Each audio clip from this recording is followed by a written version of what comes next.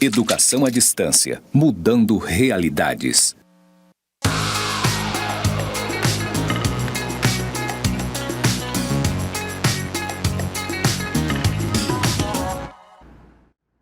Olá, aluno, olá, aluna. Seja bem-vindo, bem-vinda a mais uma aula da disciplina Língua Portuguesa, Oralidade, Leitura e Escrita. Eu sou a professora Andréa de Santos Oliveira e neste momento eu farei minha audiodescrição. Eu estou dentro do estúdio de gravação do IFRO Campus Porto Velho, Zona Norte. Do meu lado esquerdo está escrito em letras verdes EAD, Mudando Realidade. Eu sou uma mulher branca, cabelos encaracolados da altura do ombro. Estou usando uma calça cinza, uma camisa azul e o sinal que me identifica na comunidade surda é este. Bem, na aula de hoje nós vamos discutir o conceito de linguagem e também de diversidade linguística. Nós nos comunicamos o tempo todo, não é mesmo? Desde o bom dia quando nós acordamos, o como você está, não é? Até o momento que nós vamos dormir e damos o boa noite, nós estamos nos comunicando. Mas o que é essa linguagem? O que seria essa linguagem que é tão importante, que nos constitui enquanto seres humanos? Eu trago aqui uma citação do Terra, quando ele diz que Júlia Kristeva, em seu livro História da Linguagem, afirma que cada época ou cada civilização em conformidade com o conjunto de seu saber, de suas crenças, de suas ideologias, tem um conceito diferente de linguagem e propõe que, em vez de se tentar responder à pergunta o que é linguagem, a substituamos por outra, como a linguagem pode ser pensada. Veja, para você que será professor, que será professora, principalmente do ensino fundamental 1 e também da educação infantil, é muito importante ter essa concepção, porque a forma como eu compreendo a linguagem vai influenciar na forma como eu vou trabalhar. Se eu entendo que a linguagem é viva, que a linguagem é dinâmica, quando eu estiver ensinando a língua materna para os meus alunos, eu vou trabalhar com textos, com enunciados reais, com enunciados concretos, né? Então, veja bem, é muito importante a concepção que se tem de linguagem. A minha concepção de linguagem é baseada nos filósofos da linguagem, Bakhtin e também no Voloshinov, que são dois filósofos da linguagem que são filósofos russos. O que é a linguagem para o Voloshinov? Voloshinov diz que a linguagem não é um dom divino, nem um presente da natureza. A linguagem é o produto da atividade humana coletiva e reflete em todos os seus elementos tanto a organização econômica como a sociopolítica da sociedade que a gerou. O que o Voloshinov quer dizer com isso? Nós não sabemos, nós não nascemos dominando uma linguagem. Nós nos apropriamos da linguagem. Então, é uma conquista, é uma apropriação humana. Como nós nos apropriamos da linguagem? Na relação com as outras pessoas. Primeiro na relação com os nossos pais, com o nosso pai, com a nossa mãe, com os nossos irmãos. Depois o nosso mundo vai se expandindo, a gente vai dialogando com outras pessoas. A gente aprende a ler, então a gente vai também dialogando com os autores daquele livro e a gente vai se apropriando dessa linguagem. E a linguagem também ela vai se transformando. A linguagem ela não é estática, ela se transforma. Por quê? Porque a linguagem ela reflete o momento, né, histórico. Quando nós produzimos um texto, né, que o texto é uma forma de linguagem, aquele texto ele deixa a marca do seu tempo, ele deixa a marca do seu autor. Isso é importante também a gente ter em mente. Ainda segundo Voloshinov, a linguagem ela é tão importante para a constituição humana que sem ela, nenhuma cultura poderia realizar-se se a humanidade estivesse privada da possibilidade de comunicação social, de que a nossa linguagem é a sua forma materializada. Vejam vocês a importância da linguagem. Nessa perspectiva que eu estou apresentando aqui, a linguagem ela é muito mais que uma forma de se expressar. A linguagem é muito mais do que pôr algo em comum, né? A linguagem ela é responsável por nossa própria constituição. Eu sou a Andréia que eu sou graças à linguagem, não é? Porque eu sou quem sou em consequência das pessoas com as quais eu convivi, e essas pessoas, elas conversavam comigo, então eu ia me constituindo, minhas crenças, minhas ideologias. Eu sou a Andréia que sou em resultado dos livros que eu li, né? E os livros, eles chegam até mim como as ideias dos autores, através da linguagem verbal escrita. Então, a linguagem, ela é responsável pela própria constituição humana, porque é dialogando com as pessoas, é dialogando com os textos escritos que nós vamos nos constituindo. Então aqui, né, como eu disse, não existe uma única concepção de linguagem, são muitas as concepções de linguagem.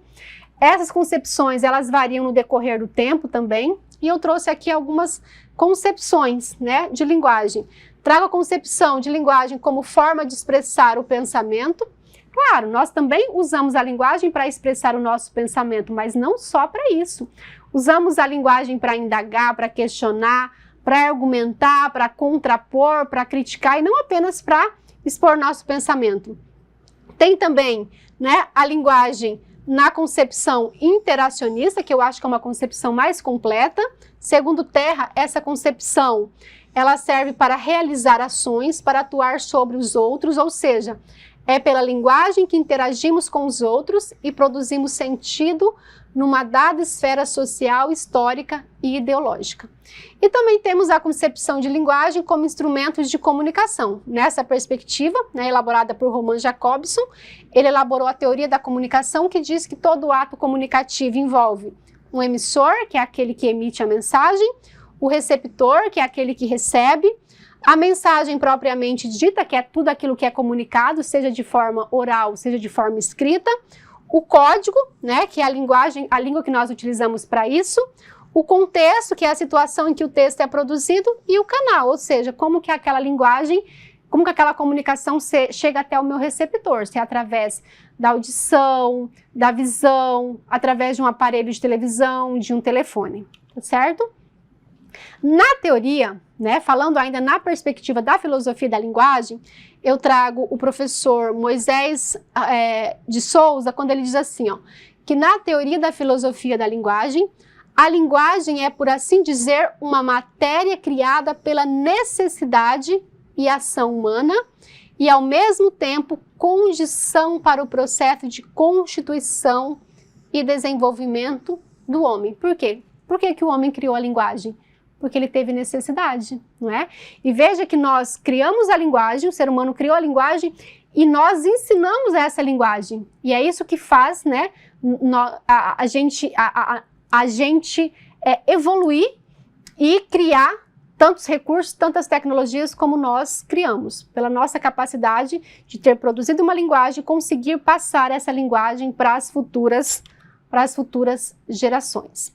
E nessa comunicação, nós podemos utilizar a linguagem verbal, né, a linguagem não verbal. O que é a linguagem verbal? É aquela constituída por palavras, seja palavras escritas, seja palavras oralizadas. Então, a linguagem ela pode ser verbal. Verbal tem a ver com o quê? Tem a ver com palavras escritas, não é? Tem a ver com a escrita. E se essa verbal, né, ela pode ser escrita e ela pode ser oral. Por exemplo, agora eu estou me comunicando com vocês, principalmente através da linguagem verbal. Tanto a linguagem verbal escrita, né, vocês também estão vendo aquilo que foi escrito aqui nos slides, quanto a linguagem verbal oral, porque eu estou o tempo todo oralizando. Mas nós não nos comunicamos apenas por meio da linguagem verbal. Nós também nos comunicamos por meio da linguagem não verbal, que são as imagens, por exemplo, uma placa de trânsito. A gente andando aí pelas cidades, a gente se depara com inúmeras placas, não é? Algumas placas têm apenas imagens, mas não é porque tem apenas uma imagem que a comunicação não vai chegar até mim de forma eficiente. Não, chega de forma eficiente. Vocês que serão professores aí da educação infantil, das séries iniciais, vão trabalhar muito com textos literários que são livros ilustrados. Às vezes o livro, ele tem apenas a presença de imagem, de ilustrações, mas mesmo assim aquela ilustração, ela consegue narrar uma história. Então é possível perfeitamente se comunicar por meio da linguagem não verbal. Olha só, aqui nós temos um texto, não é? Uma charge que foi constituída apenas por meio da linguagem não verbal. Nós temos aqui um senhor, aparentando já ser de idade, entregando um globo, que parece o planeta Terra, para um bebê, não é? E deste globo aqui, né, sai esse cordãozinho aqui que parece, né, de uma bomba. Então ele está entregando esse globo para esse bebê. Qual a leitura você faz disso, né? Qual a compreensão você tem desse texto, que é um texto que foi produzido utilizando apenas a linguagem não verbal? Além disso, é possível produzir um texto utilizando a linguagem mista. O que é a linguagem mista? É a junção do texto verbal com o texto não verbal. A gente vê muito isso nas propagandas, não é? Nos textos publicitários. Tem a escrita e também tem a imagem. A gente vê isso nos livros ilustrados. Há livros ilustrados que têm a ilustração, a imagem e também tem o texto verbal. Quando eu uno as duas formas de linguagem, eu tenho aqui a linguagem mista, como aqui, por exemplo, né? Vacine, vacine, vacine.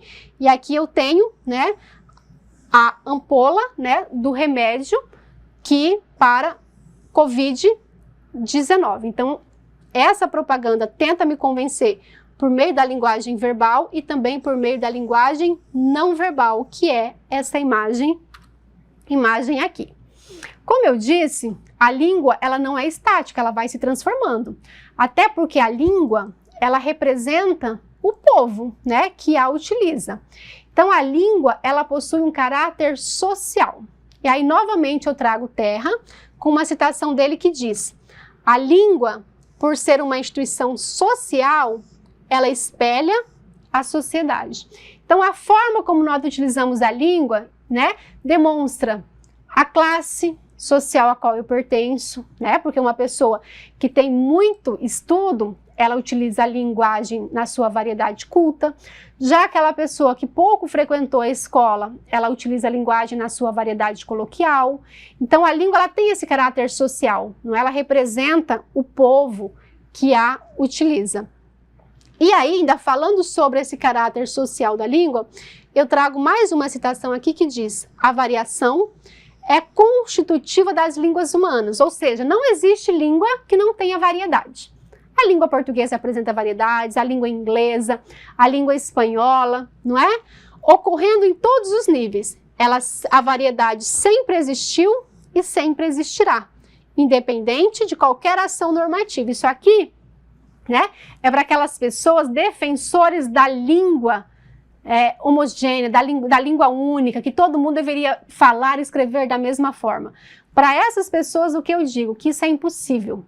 Isso nunca foi possível e nunca vai ser, porque a língua representa a classe social a que eu pertenço. E as pessoas são de classes sociais distintas, então, impossível ter uma única maneira de se expressar. Assim, quando se fala em língua portuguesa, está se falando de uma unidade que se constitui de muitas variedades. Então, dentro dessa unidade, que é a língua portuguesa, há muitas variedades. E, de novo, para você que vai ser professor, professora, é importante ter essa concepção, porque na sala de aula você vai ensinar a linguagem culta, mas você também vai respeitar a variedade linguística que o seu aluno traz de casa, porque você vai saber que a língua que ele utiliza tem relação do lugar de onde ele vem, porque a linguagem dele, né, representa, demonstra a sociedade na qual ele está inserido. Então, cada sujeito, ao se apropriar da língua, o faz de maneira distinta dos demais, e isso é consequência de alguns fatores. Quais fatores que influenciam nessa diversidade linguística? Fatores geográficos. A gente percebe que pessoas de regiões diferentes utilizam a língua de formas diferentes. Quem mora no Nordeste fala diferente de quem mora no Norte, que fala diferente de quem mora no Sul, no Sudeste. Por quê? Porque cada região tem a sua maneira própria de se comunicar.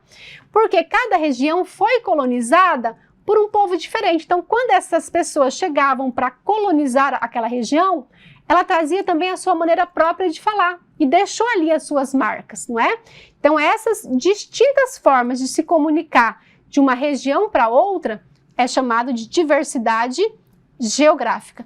Tem aqui, por exemplo, isso aqui para mim é mandioca, para algumas pessoas chamam de aipim, outros chamam de macaxeira. Qual é a forma correta? Todas essas são apenas maneiras distintas que cada região tem, de utilizar, de se referir a esse alimento. Além das diversidades geográficas, nós também temos as diversidades socioculturais.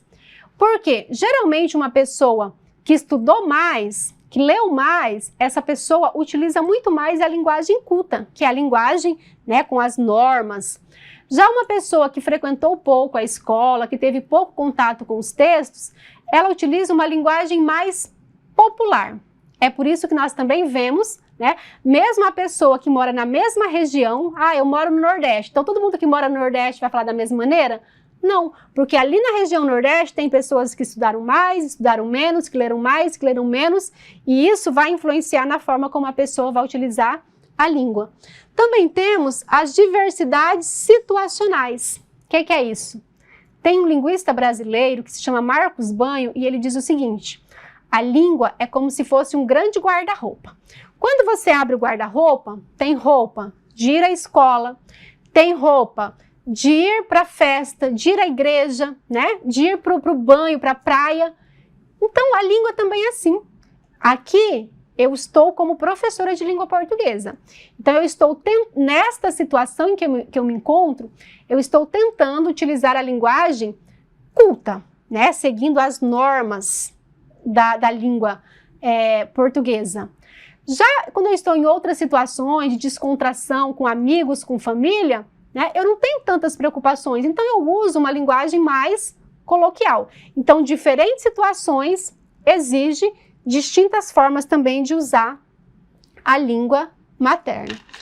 Cada sujeito, ao se apropriar da língua, o faz de maneira distinta dos demais. E isso também é consequência dos fatores históricos. Por quê? A língua, ela vai se modificando no decorrer do tempo. Porque tem tanta gente que acha que os textos do Machado de Assis são textos difíceis, porque são textos escritos, há muitas décadas atrás.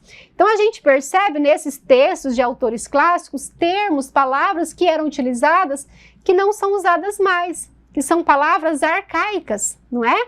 Então quando a gente vê às vezes a forma como os nossos avós se comunicam, são diferentes da forma que nós nos comunicamos hoje. Por quê? Por conta que a língua, ela também no decorrer da história, ela vai passando por transformações.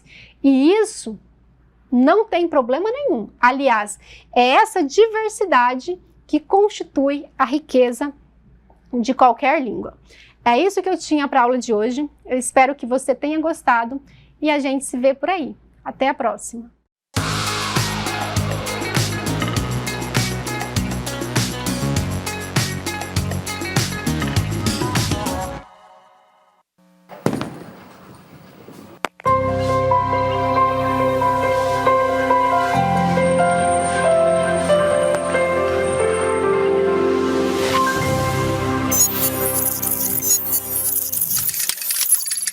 Educação à distância, mudando realidades.